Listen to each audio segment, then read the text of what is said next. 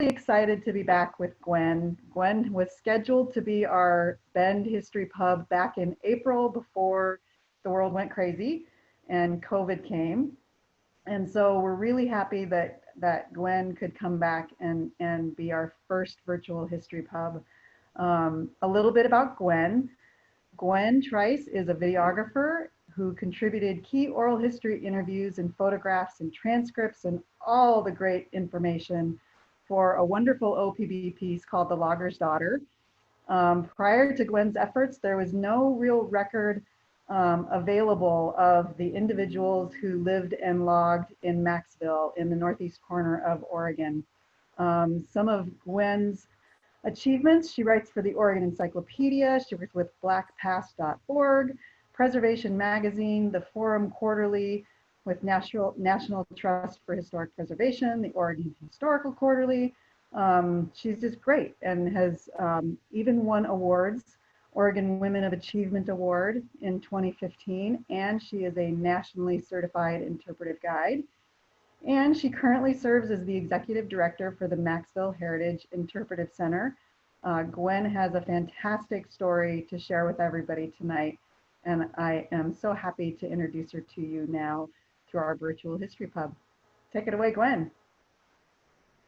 Awesome, thank you so much, and I appreciate being here tonight. I'm a little bit nervous, and so when I get nervous, I think of you all as part of my family as an Oregonian and the work that we do, and that in order to tell this vital history, we need to talk about all of us, that inclusion of everyone who's contributed and thrived in Oregon, and this has been such a genuinely humbling experience to begin to do this work. I'd like to begin by reading you the acknowledgement that our organization has today. The Maxville Heritage Interpretive Center in Joseph, Oregon, occupies the ancestral and traditional lands of the Nimiipuu Nez Perce, the Cayuse, Umatilla, and the Walla Walla peoples. We humbly acknowledge and celebrate the original inhabitants' continuing connection to this land and to this community. And again, I want to thank our sponsors today for having me here with Oregon Encyclopedia and with McMenamins. So, I'm a little bit nervous, but I'm feeling really excited to be here. So I'd like to really start out with just pulling up a document that I have that will begin to, it's a PowerPoint that we can walk through together, and I can begin to sort of outline some of the indicators of Maxville and the people that worked in that space. And I use the lens through an African-American lens, me as an Oregon resident, born and raised here. I use it through that lens, and also through the lens of people of color that we represent. We don't talk about how everyone contributes in a typical day, so I'm going to be bringing those ideas and thoughts to you as we do this, have this conversation, or I guess it's a dialogue. So I'll be talking to you and you'll be talking to me later and asking questions. So I want to be able to really think about that lens, but the lens too of the people that lived and worked at Maxville. So once we go through the PowerPoint, we have a little bit of background information. We're going to watch a very short video that you'll hear some of the voices, and most of these people are no longer with us, but their voices ring on today, and they help inform us of some of the experiences of those first primary people that lived and worked in that area. So I'm going to go ahead and share my PowerPoint with you right now. Let's see if I can get that up in a good way. And let me know if you have any issues seeing this. Can everyone see this? Let's see, we're gonna go to the beginning.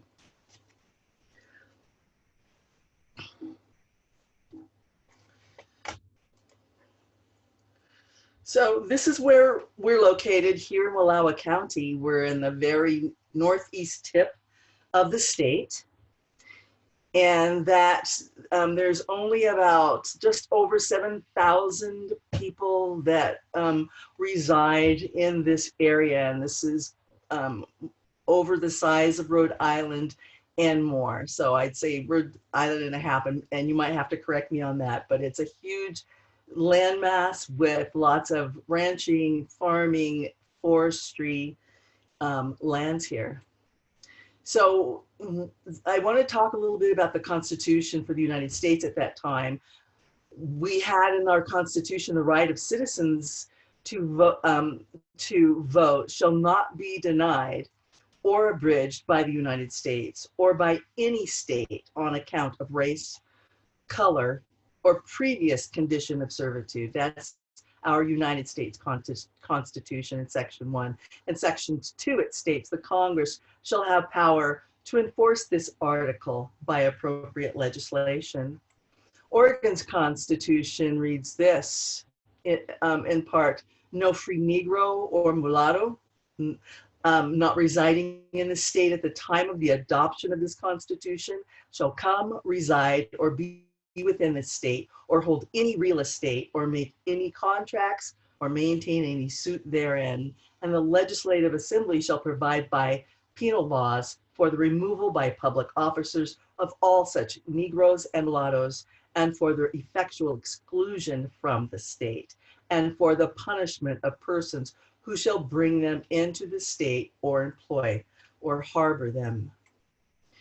So part of this story in Maxville, just to give you a sense of Maxville, it was founded in 1923. Those laws stayed on the books until the end of 1926. And our state has had a very strong Ku Klux Klan affiliate. It was considered more of a social club. There were the men that were involved in their rallies and some of the work. They had women involved in a lot of the social aspect, and they were very involved in helping to maintain a lot of these guidelines, and as well as children. They had, think about like the Boy Scouts. So there was a Klan affiliate to raise young white children in that same mindset of separate. Governor Pierce, came out of La Grande. That's where I was born and raised. And he was a governor with support from Klan funding. So the railroad lumber industry during that time, they recruited at Maxville experienced loggers from the South and the Midwest. These loggers were black and white. Greek loggers from a local Greek logging camp were part of the workforce. The Greek loggers also, as a note, worked in another logging camp in Union County between Union and Pendleton called the Mount Emily Lumber Company. And there actually is a Greek cemetery where the men were laid to rest, and it only has Greek men. They came alone. It was illegal in 1923 for free blacks to reside here, which we've established, but these seasoned lumberjacks and bridge builders moved timber at a high rate, and the industry brought big revenue into Oregon. So if you'll think about the revenue, this company came in from the South and the Midwest called Bowman Hicks Lumber Company. They came to Wallowa County, hired local people to scout out a town site, and they brought in approximately 400 people to Wallowa County in 1923, and the industry boomed. So Maxville was set up as a segregated town. They had two schools, a black and a white school, two baseball teams, a black and a white baseball team. and they lived on separate sides of the town. And as we know, changes do happen slowly. So, and the work, if you'll think about how this town, this company came from the South, and their sense of building this space was to continue their cultural and social norms, which is through the Jim Crow, which is the separation of Black and white people in any way. So when that town shut down in 1933, there were African American folks that actually moved into the town of Wallowa, but they were still separated and stayed alongside. It's actually a park now in Wallowa, but that's where they lived. They brought their homes, which did not have indoor plumbing and were barely homes, no insulation. And to that spot, they lived there. My family moved to La Grande. Others moved to Portland and worked in the industry of for building ships, and yet some went to California and other parts. California was the largest timber town in the United States. So Vernonia, just to make note of Vernonia, it was also a segregated logging community in Oregon and had Philippine, Japanese, and a Black quarter that was set up at that site. And although the KKK was marketed as a family-oriented organization, they had conditions that were dire in Vernonia and how they were treated until the NAACP stepped in after the Advocate, a Portland newspaper, came in and talked to the people there and wrote an article in their paper. And this is Beatrice Kennedy was the person that was instrumental in helping to find a voice for those loggers during that time. So I've talked a little bit about Jim Crow laws, but in Oregon, we had a lot of sundown towns.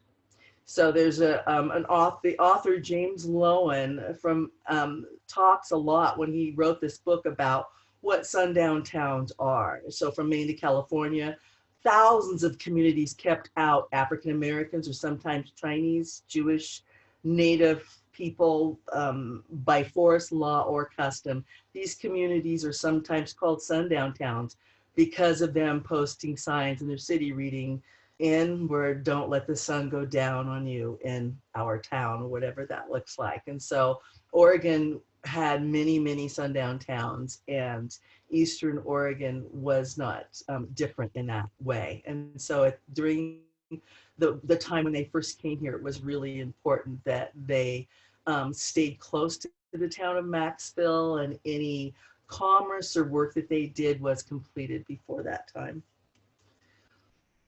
I talked a little bit about how the towns were set up. So think about it. If you can't go to certain towns and you're trying to travel, the first group of African-American men that came to Maxville, they were brought in boxcars. My father and grandfather were in that first group of people that came. And during the early years, there was a green book, the Negro Motors Green Book that was created. This I'm showing you as a caption of the 1949 edition. And as the world began to change, people began to travel, and African-American people needed a safe way to get from one point to the next. And that might be avoiding towns, driving in all the back roads, knowing how to go, where to go, what to pack. So there were many pieces, there are many aspects of travel and being in different spaces that people of color really had to consider. So this is from this particular is from a South Carolina University, and it is really states, even in 1956, these are the Green Book listings. And most of these, a lot of these are Esso gas stations. That was a savior for African-American people. That was a place that we could go buy a copy of this book. If we didn't already have it, we could buy gas, we could use the bathroom, and be on our way traveling. And so, as you can see, even then, I think we had one. There just weren't many places for people to stop that was outside of communities of color. So I wanted you to think about, how would you get there? What are the needs? What are the challenges?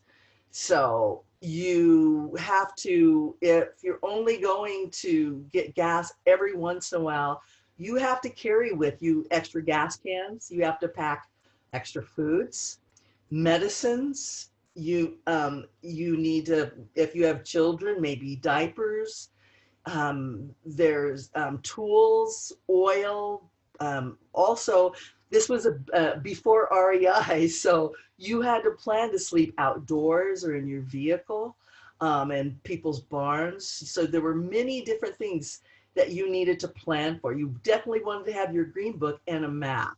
So definitely the challenges are traveling back roads, sundown laws, excuse me, states to avoid possibly. If there's any public recreation site, it was rare, but it would be listed in that book.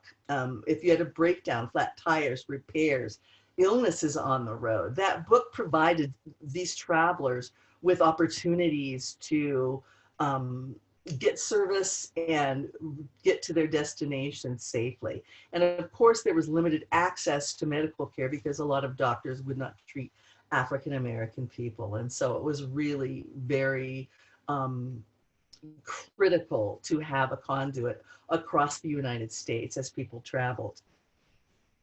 So refuge was really key. This image that I'm showing right now is an image from, it's called the Amazing Grace Church, but growing up in La Grande, it was called the Boyd Memorial Baptist Church. And according to Union County records, constructed in 1920, and it was one of several churches that were constructed for African American populations in Hermiston, I believe Pendleton, La Grande, Trice cities, and I want to say Walla Walla. But we had a minister that would travel to each one of those.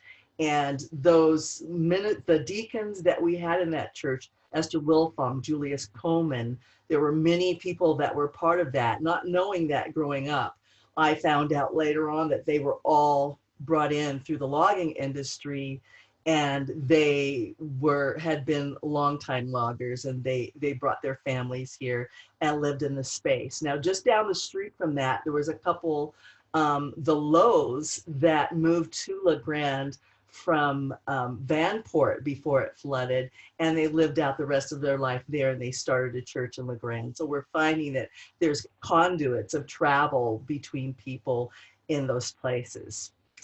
So today, this church is multiracial and continue to grow. What was really important about seeing this and looking at it is churches for African American people are a vital part of community and connection. And they also serve as a refuge for travelers and supportive communities along the way. So you would know that you would have some connection to people to help you along your travels and getting to your destination. So we had a non-listed refuge of my family house growing up in La Grande. My father, Lucky Trice, would answer the door daily. And as a little girl, people would knock on the door, or somebody would call, and he would meet people out in the yard, and they would talk for a long period of time. And then those folks would go on to their travels. And I didn't really tie the two things together until I thought, I wondered why he wasn't inviting people in and why we didn't know them as a family. Is he understood how it was to live in a space that you have to be really thoughtful about your travel and what you're going to do. So he was also a district commander at the American Legion in 1958. So our family has been supporting this effort for a long time. So this is an original company picture of the loggers, some of the loggers at Maxville. And again, just as in our studies and the work that we've been doing at Maxville Heritage Interpretive Center is we've just been digging up lots of records about how many people that are not in our studies, it's not in our history books, have thrived. And we're still in that process, but there were Japanese loggers, there were Filipino, Guamanian, there were Hawaiian loggers that lived here, as well as many, and Greek loggers that were, I mean, I might have mentioned that already, sorry, but there were so many people that thrived in, and they brought their families to this space.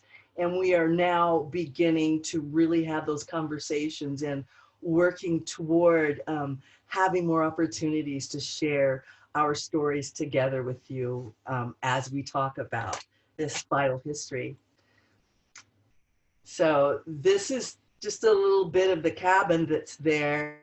This is just an example of some of the houses that the whites lived in that were built in space. Some of those houses were built and they were brought in on skids on the rail and put up, so there were no basements or anything like that there.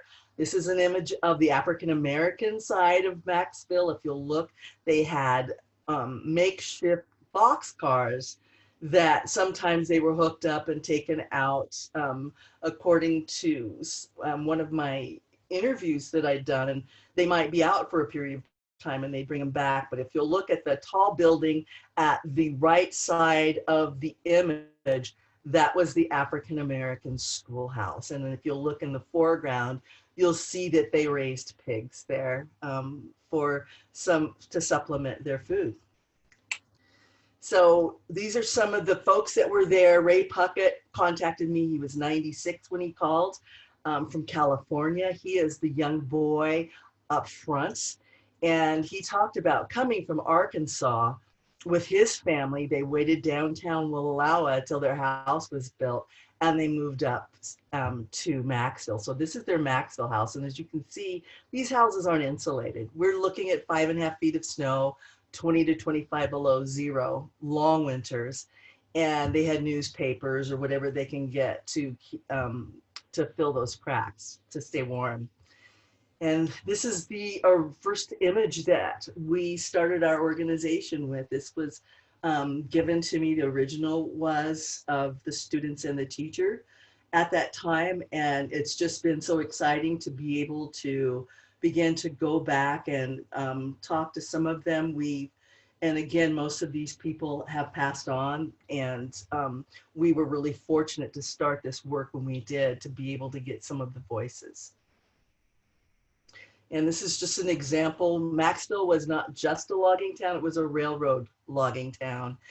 And because it was so early in the years and the trees were virgin timber, that they needed to be able to pull those out via the rail, because the trucks truly were not adequate to bring the big logs down from the mountains.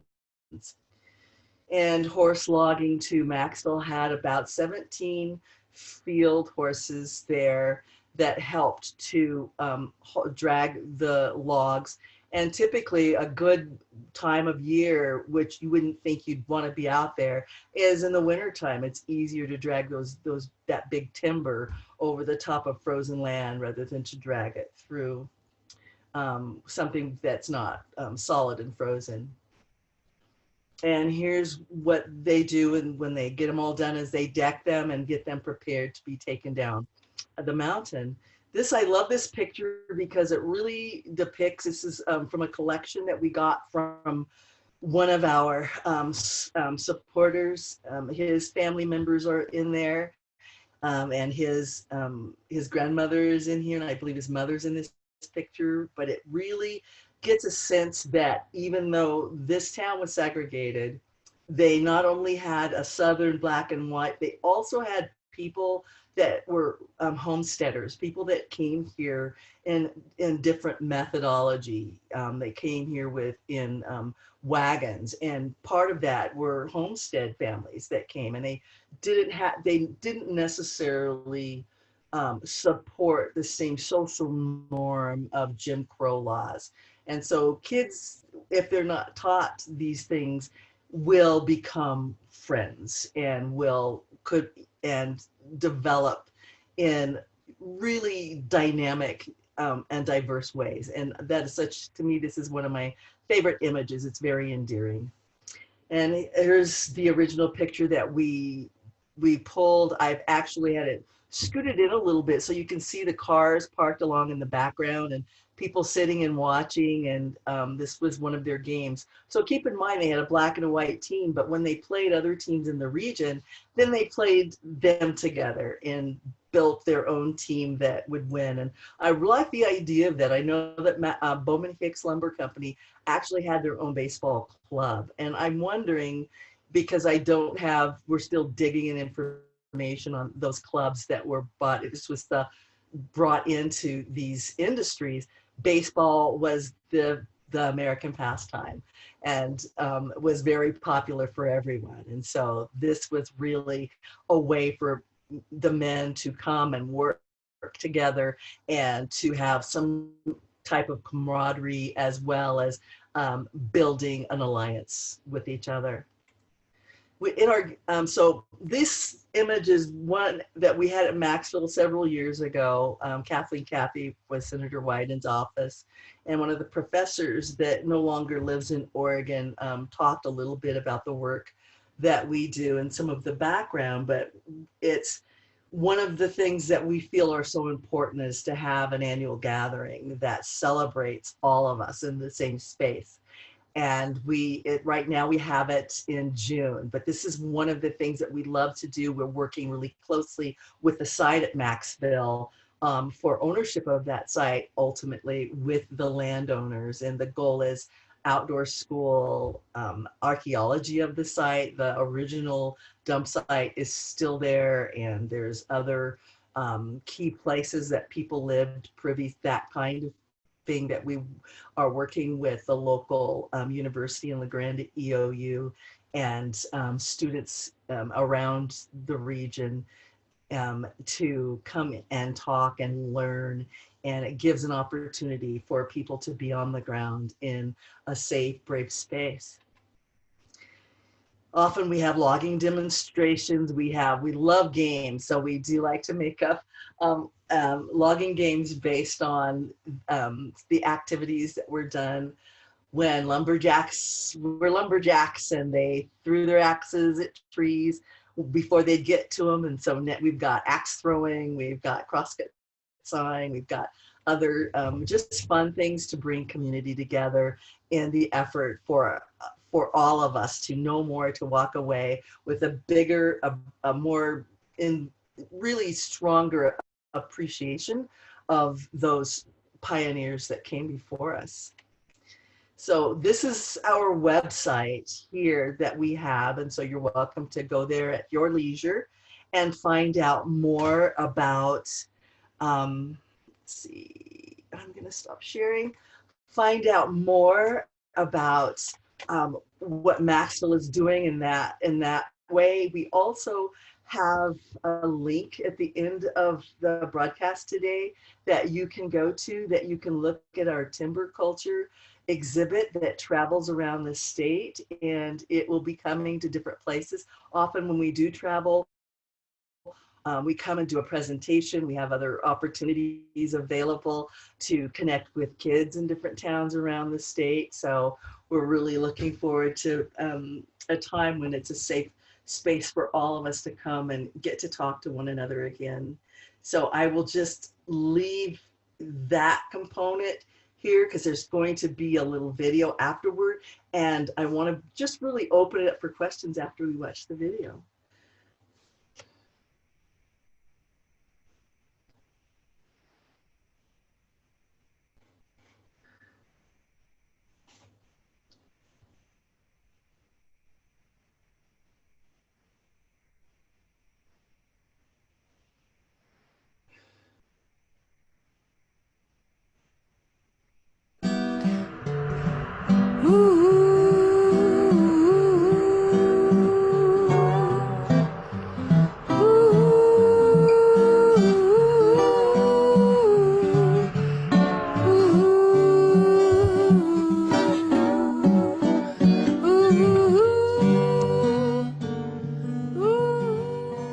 There's not much left here in Maxville, Oregon, once a thriving railroad logging community in the backwoods of Wallowa County. Now, fading from memory, its structures succumbing to disuse and time, technology rendering the workforce and tools obsolete. I'm not too late. My grandfather and father were among the first African Americans loaded in boxcars headed west to Oregon. There was talk of labor disputes before they arrived in the newly established rural logging town of Maxville with its company store and Oregon's first segregated school.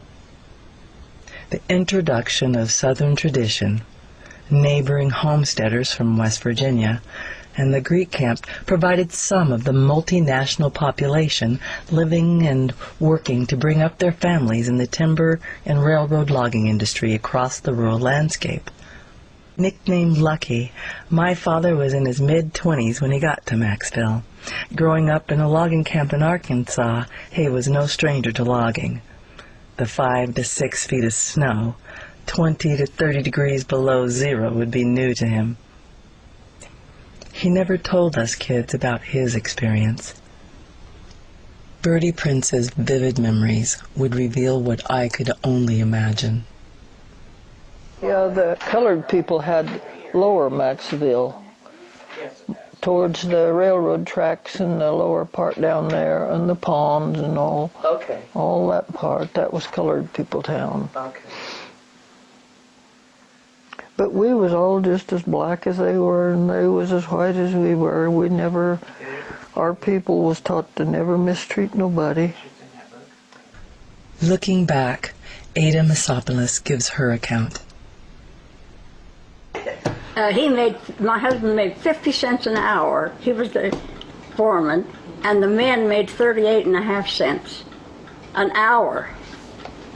A child's journey speaks out through the voice of Esther Wilfong, Jr. I was born in the state of Arkansas, but we moved away and we were sort of wanderers somewhat. Wanderers to the extent that my father was a logger, and payment to loggers was much better in Arizona, where we went there and stayed a short while. Then we went to Wallowa, Oregon, and my father got a job there working for the Bowman Hicks Lumber Company. The eyes, now clouded, have not obscured the memory of Alvy Marsh, the last living African-American logger out of Maxville. Well, my brother wanted me to cut log with him. See, you had to have a partner if you cutting logs out there. And see, he hoboed his way out there. But I caught train. Orvala Hafer provides a wellspring of compelling imagery. Maxville had 2 baseball teams, a white team and a black team. Wallowa had a baseball team. All the towns did. And it was a great source of entertainment for the young men and competition to be able to play baseball with the other communities, and I think it was a way for the young ladies to meet the young men in the other communities. And Mr. Wilfong, he wasn't expecting me. We hadn't called, but he knew my uncle, and so he welcomed us into his home, and we sat and visited all one afternoon.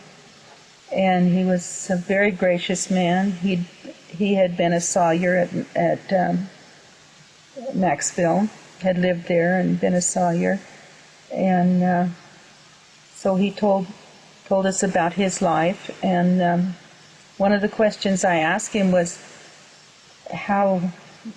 what would encourage him to come to a new land and a cold land that he wasn't accustomed to. And he sat and didn't answer me for a long while, and then when he did answer me, he said that in his community there had been a hanging the previous week for no good reason of one of his friends. And he said that was reason enough to find a new area. and he lived out the rest of his life in Wallowa County and La Grande. The inner strength of the women shines out, as Maddie Wilfong has her say. And I had to pack my water to do my washing for my babies and for us to cook on and bathe with. I had to pack that and heat everything on the stove, water and everything, and that's when I had a miscarriage because the doctor said my body wasn't strong enough to hold the baby. The landscape was impartial on either side of the track. I painted the inside of my boxcar. That's what I did. Painted. I started at the front. Okay, paint all the way back. And I had an awful habit of reading when I was eating, because I was by myself. Okay. So you painted from the bedroom? I painted from the front part back to the kitchen, see? Well, I had cornflakes for breakfast. And I was eating away, you know, and reading. And when I got down at the bottom, guess what? Can you guess what was it? I can't even imagine. What, to the bottom of the bowl? The bottom of the bowl. Bed bugs. And was that a problem? Was that a problem? Bed bugs were a terrible problem up there. I'm telling you, they just come out and bite you at night and everything. I grew up in nearby Union County. Although La Grande was bigger, our African American cultural history was not taught in school, nor known to me. Today I live in the community of Enterprise, not far from Maxville. My living here is reshaping my perspectives and how I see the contributions African Americans made in the rural West. The landscape's changed since then, and the tracks have long been pulled up. I'm the only African American descendant now from Maxville living in Wallowa County today. Yet we share a common history. This vital local and national history is quickly moving out of memory. My journey?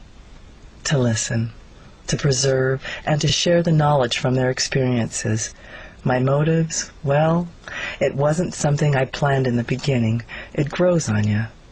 Changed me, knowing what they experienced. I think Dad didn't tell us much because he wanted his children to stay focused on the future, not the struggle.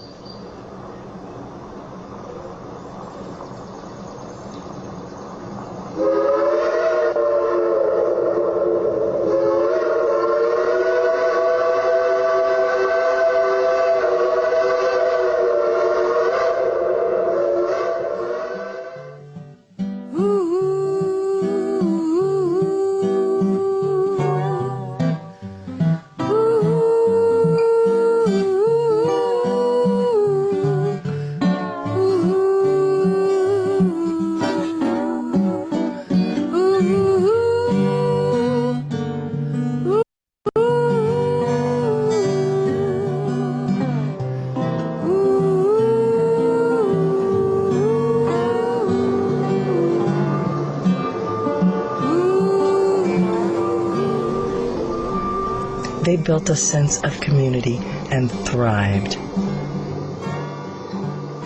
So will I.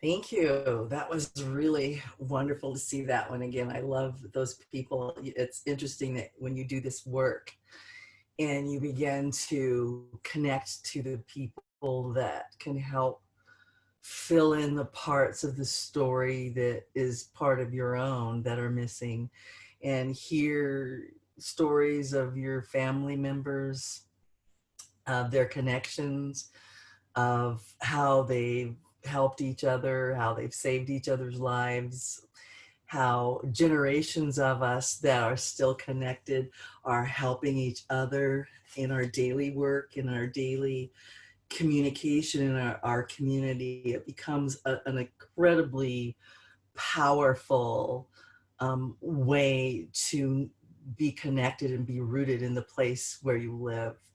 And I think out of all of the experiences that I could share with you, I would encourage you to reach out in your community with the people that are your neighbors and start up some dialogue around where you come from. Talk to your family members, your aunts, your great aunts, your great uncles.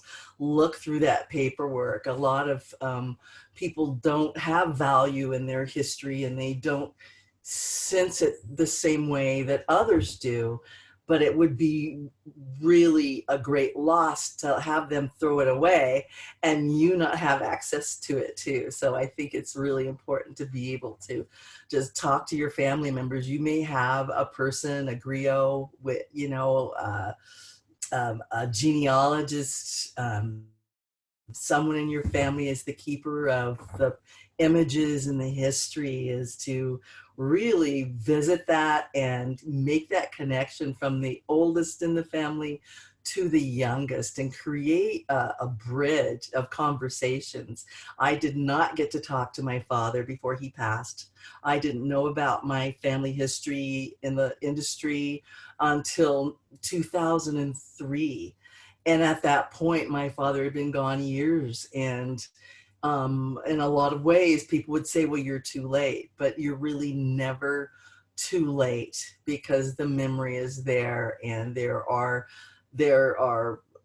great stores of places you can go. And that's just, the Oregon Encyclopedia is one of them that has a vast bit of information to dig into. There's resources around the state that can help you do that work. And if it's not in this state, there's others that can do that, and people that can help you get started. But it is really a legacy that you leave your family. And again, it's a great way to communicate and have your young people be rooted into the place where they come from, and as they go out to the next place that they're headed to. So that's truly, I guess, what I wanted to wrap up with a little bit before we open it up for any questions that people might have.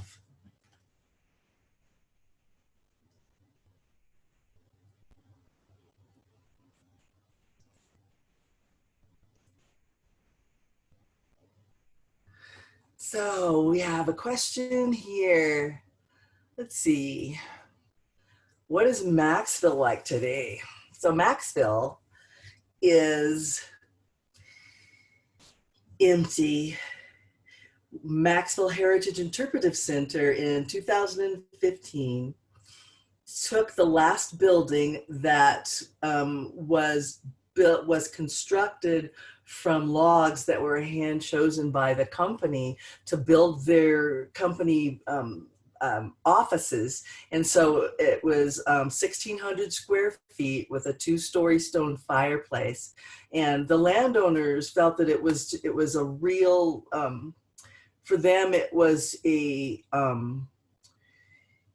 liability to have it up and in use. And so we met and talked with them, and they offered to give us the building until give us the building, and we had to take it off the property. And so we brought in folks from the Clatsop, the Clatsop Community College.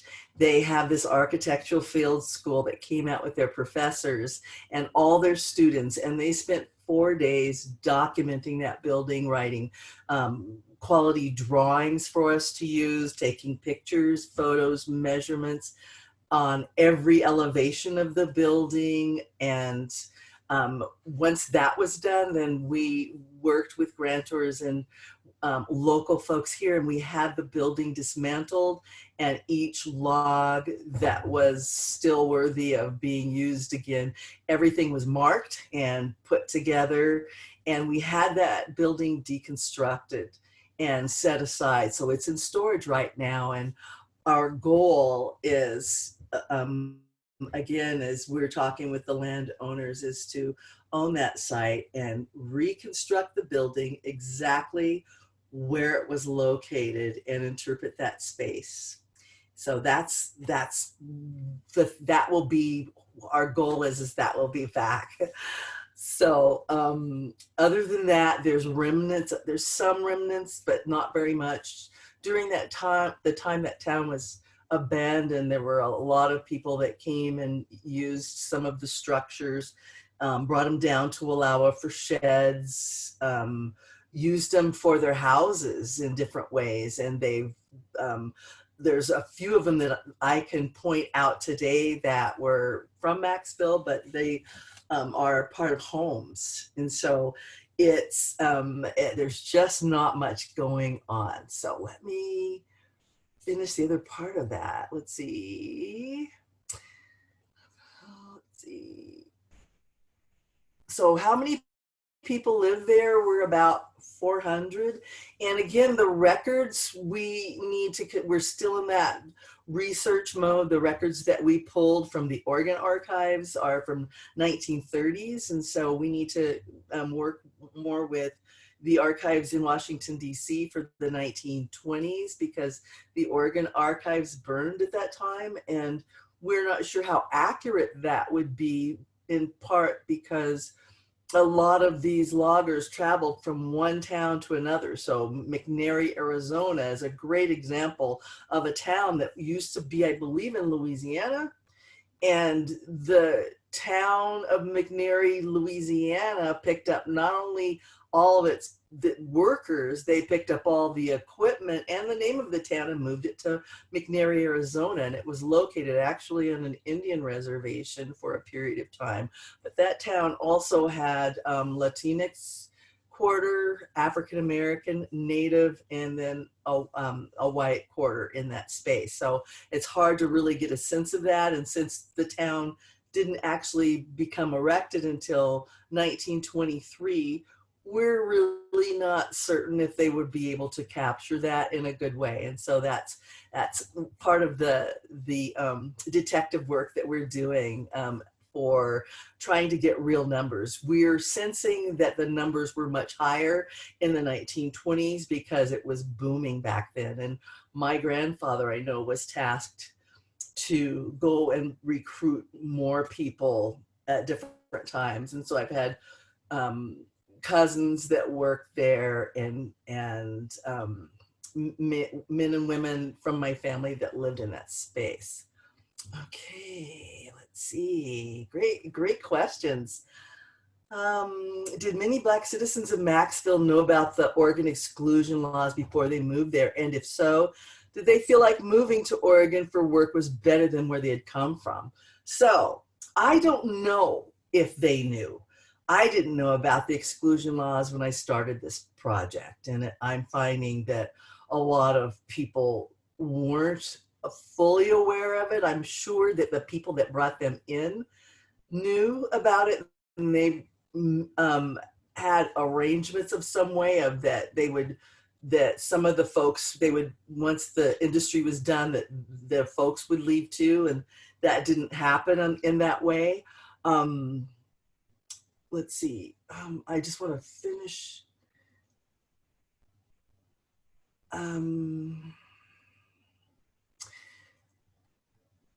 So I don't believe that they actually knew about it, but if you'll think about where they came from the Deep South, where Jim Crow ruled everything. So if you were a Black man with a wife and that wife was accosted by a white man, you had no rights to stand up for your partner. They could do whatever and be, they wouldn't be prosecuted for whatever they would do. People were hung from trees. It was a very tough piece. And one of the attractions for coming out west was they could make more money here than they could there. And they were chosen, I will say they were chosen, they were recruited to come out to this space. So if they weren't hearing about it from different places across the South and a couple of states in the Midwest, then there were bills that were put up that people could read about, you know, coming out to Oregon.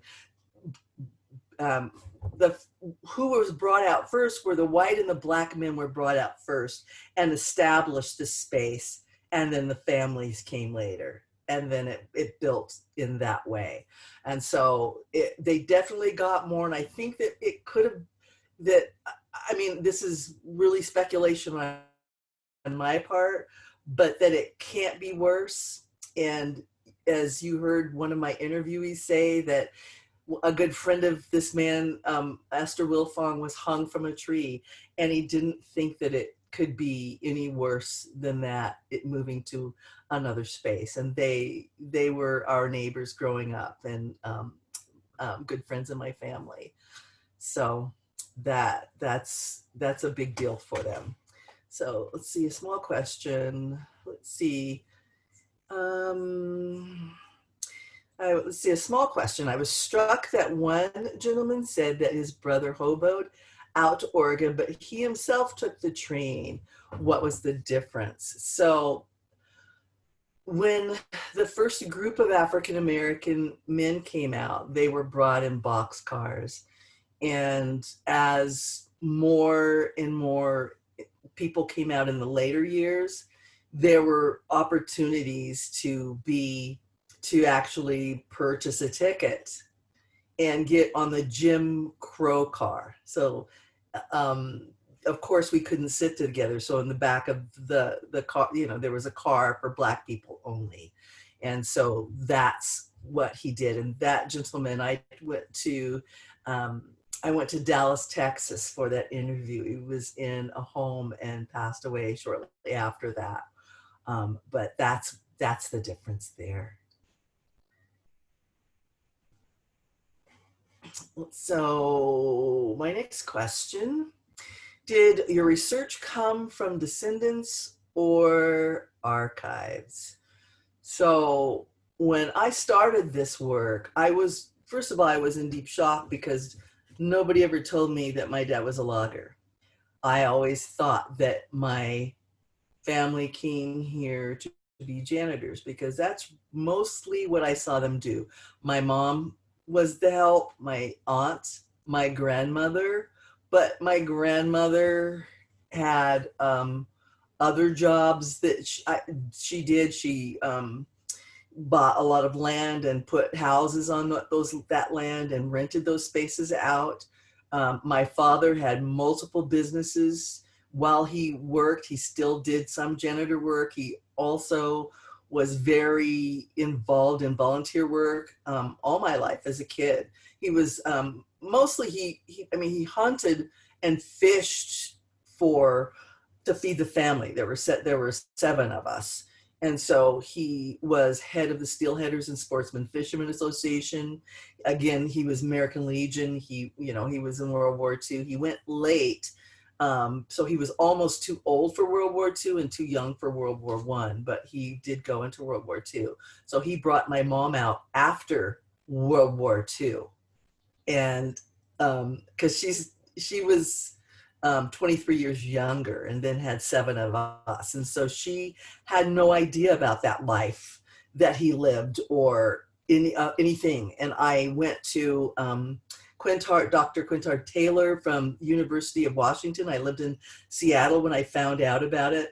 And I asked Dr. Taylor about this, and I was moving back home. I was so excited. And he was the expert in African-American history. Tell me about Black loggers. And he says, I've never heard of them. I don't know. I can't help you. So then I went to Dr. Milner in Portland, PSU, and inquired with him as well. And he had not heard of Black loggers either. And I got them both in the room at the same time. There was Dr. Taylor was in Portland, and he was giving a talk, and I think originally he said it was going to be about loggers, but I thought, you know, I'll drive there. And he talked about African Americans in Spokane, I believe was his topic for that instead. So I got them both cornered and said, so guys, I need help. I need to know what to do. And basically they said, Gwen, it's on you to begin. You are going to be this person that's going to do that. And so I began to interview at least all of the people that live there. And they were all of them in their 90s, the first interviews that I did. And so I really did a lot of traveling around the state and outside of the state, and got as much as information as I could. And then I started just really digging into, found out about McNary. And once we really did the Logger's Daughter video with OPB in 2009, that broke open a wellspring of information. People started contacting us through OPB, doing my genealogy or finding out more information or telling us their story.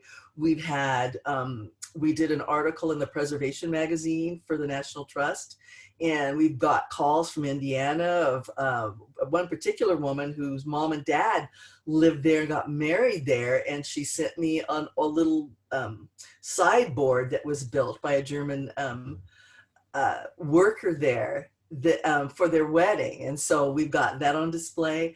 But truly, it's been a good portion of it has been word of mouth, that people are finding out. We're talking to organizations, universities, because we're not an anomaly. We thought about it that way, but truly the Southern Pine Lumber Company was the largest employer of African American loggers in the South. And so this is really a bigger national story, but because it's not been in the history books, it seems as though it's an anomaly. It seems as though it's just this unique piece. So it's been a real journey of making that connection with different people, institutions, hearing stories of other loggers in the South back in the day, so that's starting to become more available to us in some of the research archives of hearing their experiences, not necessarily coming to Oregon, but just hearing the experiences of those folks back there, and then beginning to trace that. So we're still processing that point of looking at the descendants from Maxville and digging into each family and making connections with them and finding out if they knew this history that we didn't know, and if they did, to share it and to begin to sort of build that bridge of history. That was a long answer, but let's see. Was there any evidence of interracial marriage or romantic relationships, since they said that there were close-knit communities despite being segregated? That's a great question. And actually that question was asked to me by a young student when we took them on a sense of place tour, where we let them write a letter as a Maxville kid, or they could identify with whatever space. They walked to that space and maybe wrote a poem, a letter, a bit of music, or just an essay about how it was for them. But this one shy child, she just sat for a long time, and she finally said, did anybody date as boyfriend and girlfriend? And it was definitely a taboo. However, it happened. It didn't happen often. And there are, it's still kind of tricky to talk about. I'm writing actually a screenplay that I've been working on. I actually started writing this before I moved here and realized I needed to put it down and do this bigger work of saving the history. And so there was a child that was left to die under a culvert, under a place that was mixed race. And there's an article in the paper way back when about this child being found, and a family in Wallowa, a shopkeeper paid to have that child buried in their plot. And I've been doing my own research, so I won't reveal much more about that, but I do know it's been shared with me that the woman came back to town many years later and she had other children. And I'm assuming it's the same person it's just speculation that it's the same person, but that this particular woman came back with other biracial children. And so I would just like to, in my heart of hearts, like to think that she and her relationship with that person persevered during that hard time, during that very difficult time. But it was definitely not out in the open. See, my next question. How many people have I interviewed? Oh my gosh. Great question. What was the most interesting story you've heard so far? I've almost lost track of how many people I've interviewed. And in part, some of the people that I have recorded and have chronicled, I have gone in since I've moved here to Safeway at like noontime and walked past the pharmacy, and there's a lot of elders standing in the line. And so when I first got here, a lot of times I would get stopped and people would just basically open up and say, hey, I've got this story for you. Let me tell you about this. So that still happens, not as much as it used to.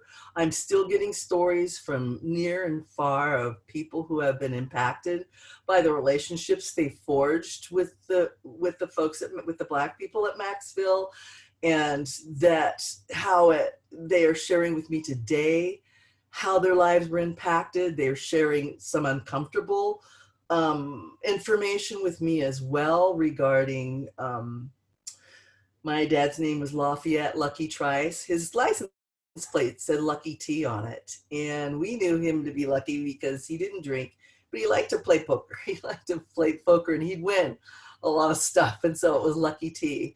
And the most recent story a woman told me was that in the white side of the house, that it was rumored that they called him lucky because he was lucky that they didn't kill him. And I know that they did burn a cross in our yard before I was born.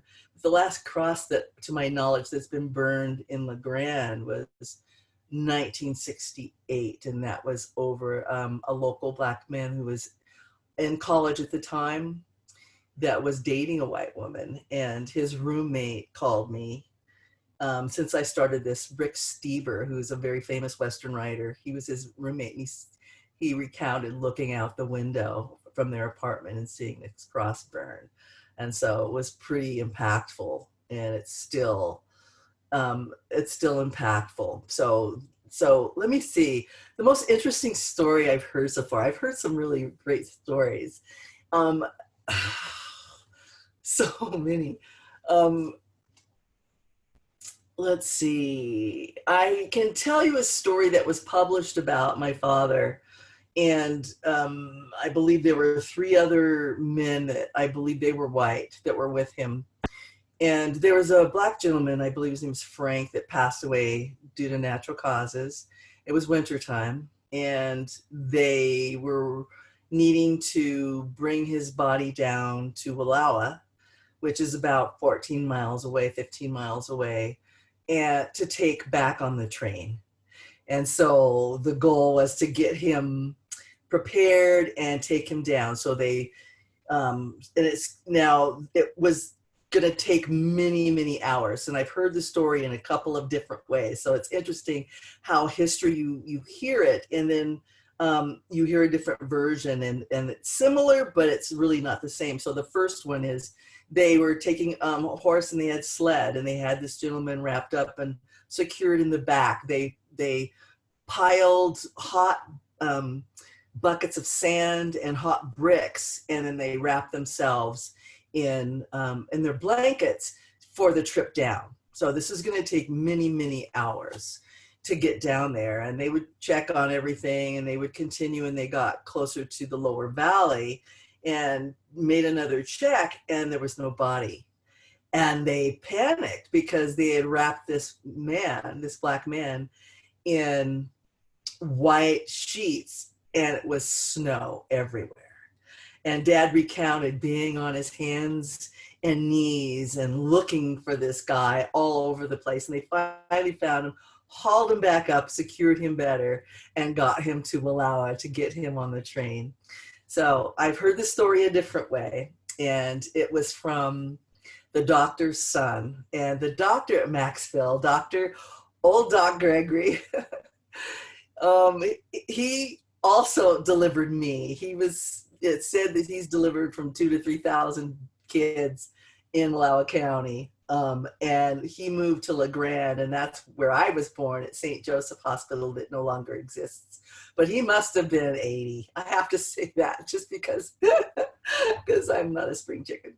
So I interviewed his son. So I'm interviewing this guy, his son. It's Jack Gregory, and I'm talking to him, and I'm thinking over and over again, I'm like, wait a minute, who's his dad? Because I'm interviewing Jack Gregory, and Jack is telling me about his dad having him be a courier to bring medicine up to Maxville, that Maxville got paid, that his dad got paid $1 per logger, whether they had a cold or they had appendicitis. That's how much money he got paid for it.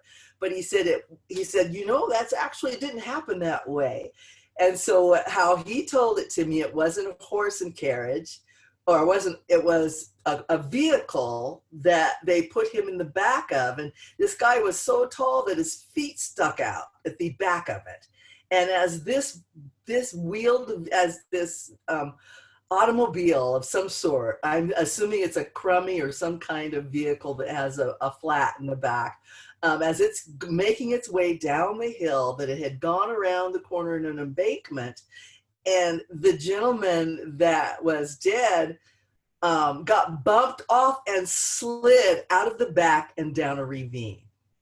And so they had to go down to that ravine, and again, on their hands and knees looking for this fellow, and finally locating him, dragging him and securing him back and getting him in the vehicle. So that's that thing about telling and listening to stories, is the history continues to evolve and change as you find out more detailed information, as you begin to be able to substantiate what you've heard with one thing over another, then that it changes that. But I love the idea of them going down and spending, hour upon hour on this trek and staying warm, and the stories that they told during that time. So that's one of my favorite stories. So I think that's kind of it.